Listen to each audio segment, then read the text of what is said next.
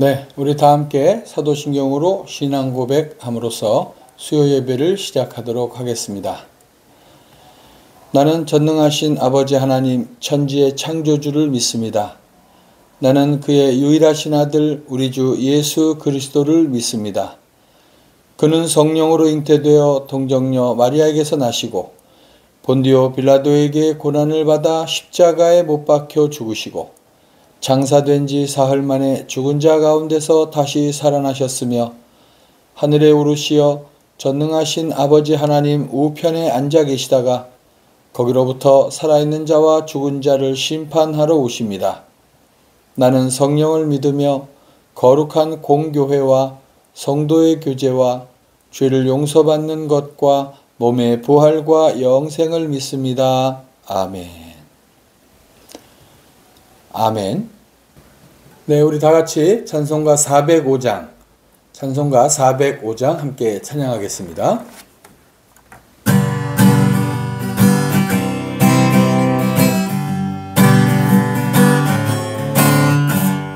주의 친절한 팔에 안기세 우리 마음이 평안하리니 항상 기쁘고 복이 되겠네 영원하신 팔에 안기세 주의 팔에 크신 팔에 안기세 주의 팔에 영원하신 팔에 안기세 날이 갈수록 주의 사랑이 두루 광명하게 비치고 천성 가는 길 편히 가리니 영원하신 팔에 안기세 주의 팔에 크신 팔에 안기세 주의 팔에 영원하신 팔에 안기세 주의 보좌로 나갈 때에 기뻐 찬미 소리 외치고 겁과 두려움 없어지리니 영원하신 팔에 안기세 주의 팔에 크신 팔에 안기세 주의 팔에 영원하신 팔에 안기세.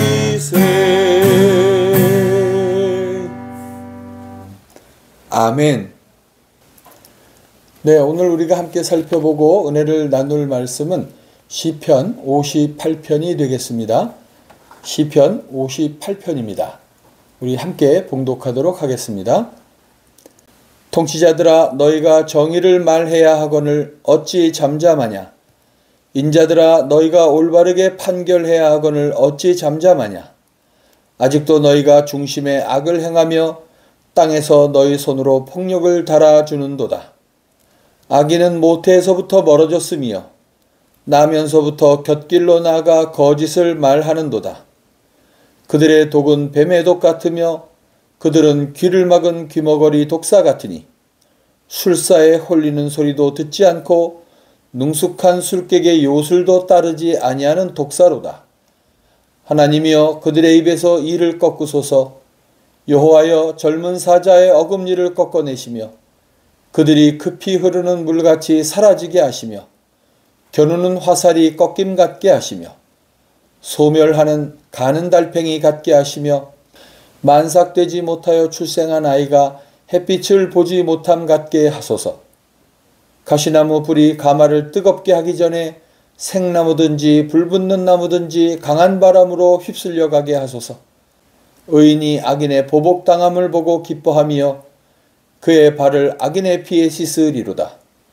그때 사람의 말이 진실로 의인에게 갚음이 있고 진실로 땅에서 심판하시는 하나님이 계시다 하리로다. 아멘. 아멘. 네, 오늘은 시편 58편을 통해서 심판하시는 하나님이 계시다라는 제목으로 함께 은혜를 나눠보고자 합니다. 의도적으로 불법을 자행하면서 살아가는 자들에 대해서 아주 강도 높은 비난을 퍼붓고 있는 본 시는 장르상으로 볼 때 비탄시로 이렇게 분류할 수도 있겠지만 이 시에는 단순한 비탄을 뛰어넘어서 현실적으로 자행되는 그 불법과 불의의 세력에 대해서 아주 신랄하게 저주하는 내용이 주요 골자로 부각되고 있기 때문에 이 시는 비탄시보다는 저주시에 포함되는 것이 더 알맞다 이렇게 볼 수 있겠습니다.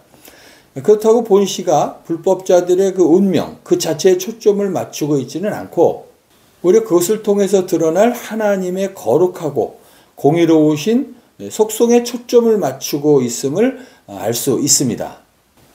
본 시에서 시인이 비판하고 저주하고 있는 대상은 불법을 일삼는 악인들 또는 좁게 범위를 좁히면 재판하는 자리에 앉아서 하나님의 공의를 어지럽히고 있는 악한 고관 대작들을 나타내고 있는데요.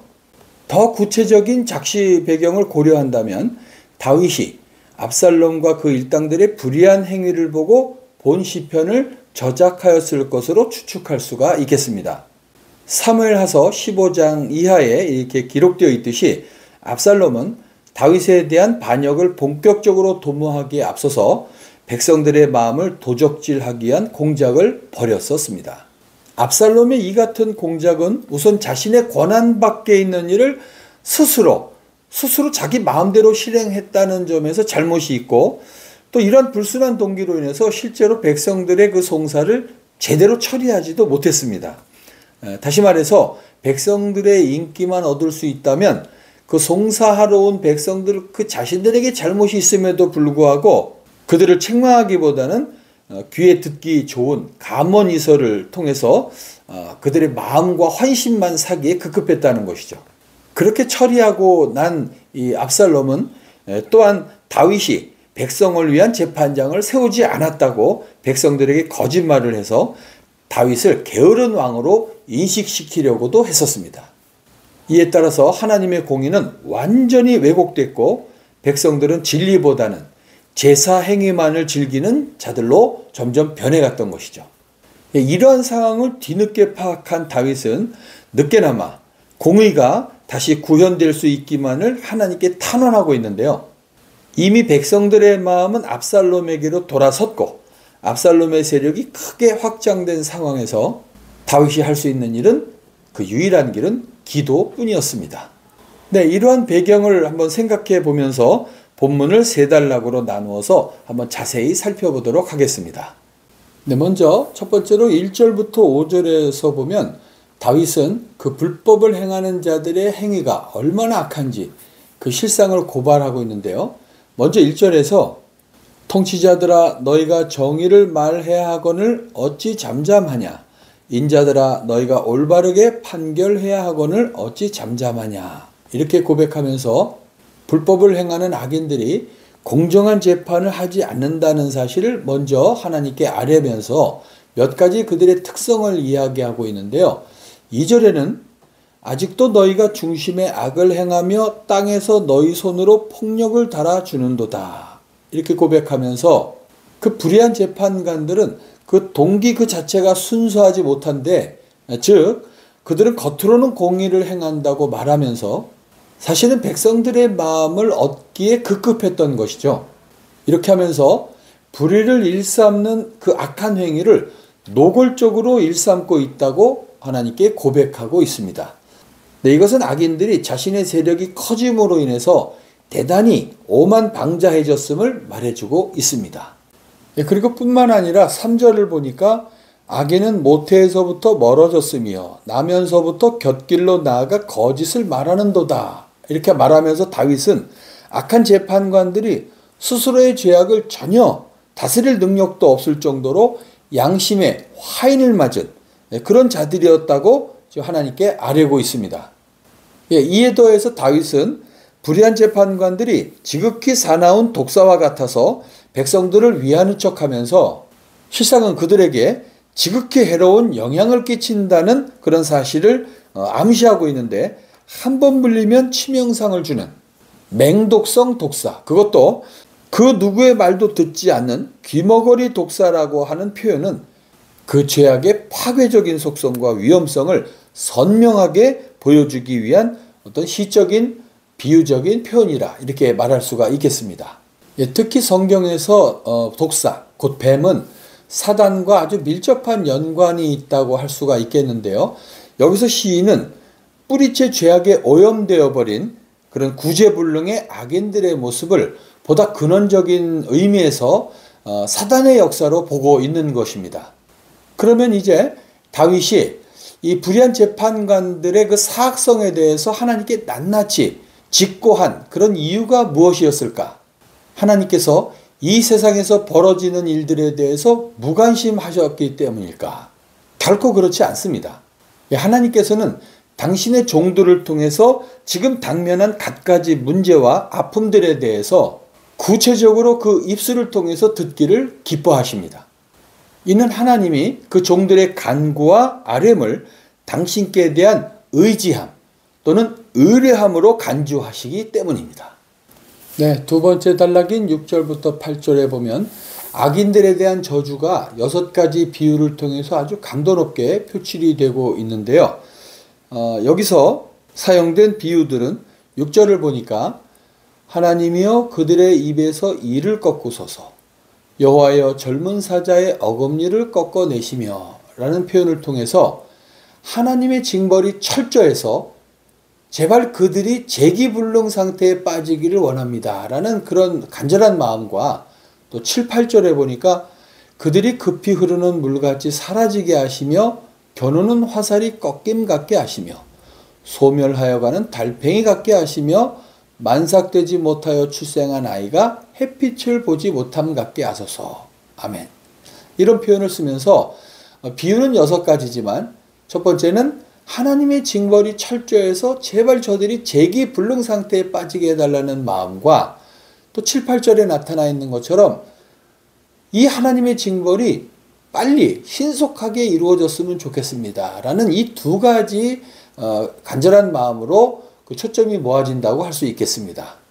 결국 시인의 이와 같은 비유 사용은 당시 시인의 정신적인 고통이 얼마나 컸는지를 말해주고 있는 것과 동시에 그에 못지않게 하나님께 대한 믿음, 그 믿음 또한 대단하였음을 보여주는 증거라고 할 수 있겠습니다. 다윗은 그들의 강성함을 크게 염두에 두지 않았습니다. 다만 자신이 바라는 바를 간절히 아뢰면서 동시에 악인들의 완전하고 신속한 멸망을 하나님께 간절히 간구하고 있을 뿐인 것입니다. 다윗에게는 그들의 힘이 얼마나 세냐 아니냐 어느 정도냐 이런 것들은 별로 문제가 되지 않았습니다. 대적들은 비록 입을 벌리고 달려드는 먹이를 향해 달려드는 젊은 사자와 같은 그런 위협이 있을지라도 또는 폭우 때문에 일어난 갑자기 불어난 거센 물결과 같을지라도 하나님의 크신 권능 앞에서는 한낱 달팽이에 불과하거나 낙태가 된 아이와 같을 뿐임을 다윗은 확신하고 있는 것입니다. 네, 그리고 마지막 단락인 9절부터 11절에서 다윗은 악한 자들이 머지않아 멸망당할 것이고 의인들은 그것으로 인해서 기뻐할 것이라는 사실을 예언적으로 확신하는 모습을 보여주고 있는데요. 그 당시의 상황적으로만 따진다면 이러한 예언적 확신 이런 것들은 매우 허무맹랑하게 보였을 수도 있었습니다.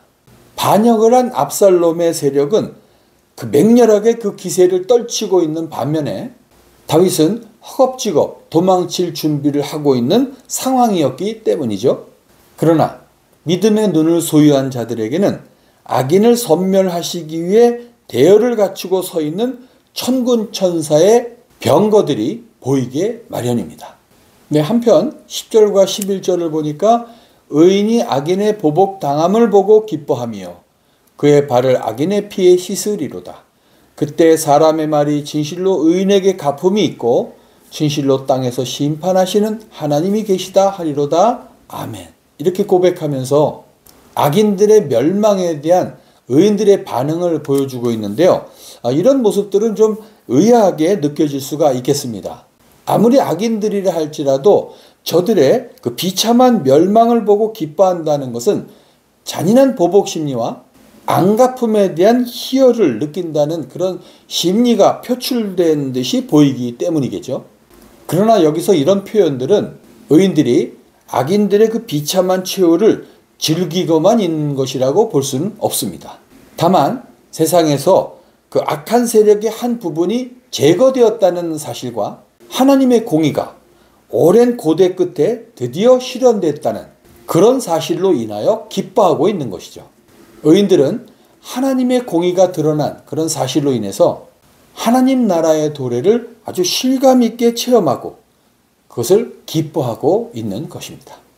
따라서 10절과 11절에 나타난 본문과 같은 그런 반응은 악인에 대한 것이라기보다는 차라리 그 악 자체에 대한 반응이라고 보는 것이 옳겠습니다. 만일 우리가 주변 도처에 만연되어 있는 죄악들에 대해서 관용적인 태도를 갖게 된다면 우리 자신도 모르게 그 죄악에 오염될 가능성이 커지게 됩니다. 다시 말해서 성도들은 죄악에 대해서는 그 모양이라도 버리는 과감한 단절을 지금 요청받고 있는 것입니다. 로마서 16장 19절 20절에 보니까 너희의 순종함이 모든 사람에게 들리는지라 그러므로 내가 너희로 말미암아 기뻐하노니 너희가 선한 데 지혜롭고 악한 데는 미련하기를 원하노라. 평강의 하나님께서 속히 사탄을 너희 발 아래에서 상하게 하시리라. 우리 주 예수의 은혜가 너에게 있을지어다. 아멘.